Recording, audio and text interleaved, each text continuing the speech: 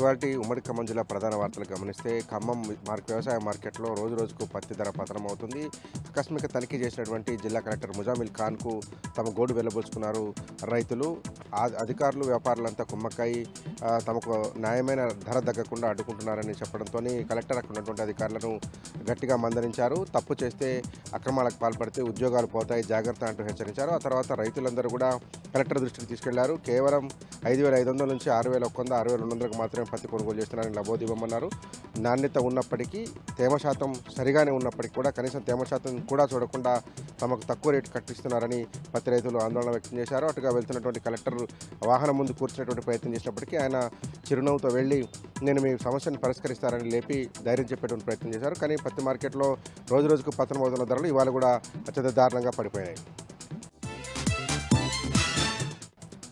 భద్రాద్రి కొత్తగూడెం జిల్లా దుమ్ముగూడ మండలం తూర్బాక దగ్గర జరిగిన రోడ్డు ప్రమాదంలో మారేడుబాకకు చెందినటువంటి 50 ఏళ్ల తెల్లం అర్జున్ అనే వ్యక్తి మృతి చెందాడు. వెనక నుంచి వస్తున్నటువంటి వేగంగా వస్తున్నటువంటి లారీ ఢీకొట్టడంతో అతను అక్కడికడే మృతి చెందాడు. భద్రాచలం ఏజెన్సీలో అధిక లోడుతో వస్తున్నటువంటి ఇసుక లారీల వల్ల తరచూ ప్రమాదాలు జరుగుతున్నాయని తెల్లం అర్జున్ కుటుంబ సభ్యులు ఆందోళన వ్యక్తం చేశారు. ఇక్కడ నుంచి వస్తున్నటువంటి ఇసుక లారీల వేగం వల్ల అనేక మంది ప్రాణాలు కోల్పోతున్నారు. వాటిని నియంత్రించాలని కూడా అర్జున్ కుటుంబం డిమాండ్ చేస్తుంది.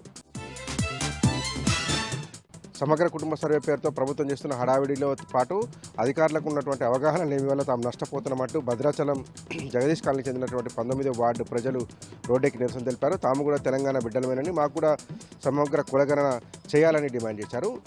జగదీష్ కాలనీ 19వ వార్డు తెలంగాణలో అంతర్భాగం అని అధికారులు తేల్చినప్పటికీ కూడా అది ఆంధ్రాలో ఉంది, మేము సర్వే చేయమంటూ అధికారులు మొండికేశారని అక్కడ ఉన్నటువంటి ప్రజలు చెప్తున్నారు. వారికి అండగా బీఆర్ఎస్ పార్టీకి సంబంధించినటువంటి పట్టణ నాయకుడు సునీల్ అండగా నిలిచారు.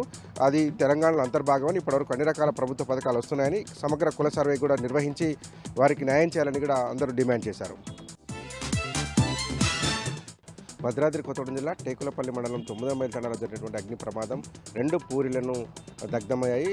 అయ్యప్ప స్వామి భక్తుడు అయ్యప్ప మాలాధారుడు గణేష్ ఇంట్లో జరిగినటువంటి ప్రమాదం వల్ల ఆయన ఇంట్లో ఆ పక్కింట్లో 2 గడ్డిళ్ళు పూర్తిగా దగ్ధమయ్యాయి. దాదాపు ₹1,00,000 నగదు కాలిపోయినట్టుగా బాధితులు చెప్తున్నారు. వారు దాంతోపాటే ఇంట్లో కాలిపోయినటువంటి వస్తువులు, ఇతర గృహోపకరణాలు అన్నీ కలిపి దాదాపు ₹2,50,000 దాకా నష్టం జరిగిందని లబోదివ్వమంటున్నారు. దీనికి షార్ట్ సర్క్యూట్ కారణమై ఉండొచ్చని ఒక వాదన వినిపిస్తుంది. దాంతోపాటు ఇంట్లో చేసినటువంటి దీపారాధన వల్ల కూడా మంట చెలరేగి ఉండేటువంటి ప్రమాదం ఉందని కూడా స్థానికులు అనుమానం వ్యక్తం చేస్తున్నారు. మొత్తంగా 2 పూరీలు దగ్ధమయ్యి 2 లక్షలకు పైన ఆస్తి నష్టం జరగడంతో బాధితులు కన్నీరు మున్నీరు అవుతున్నారు.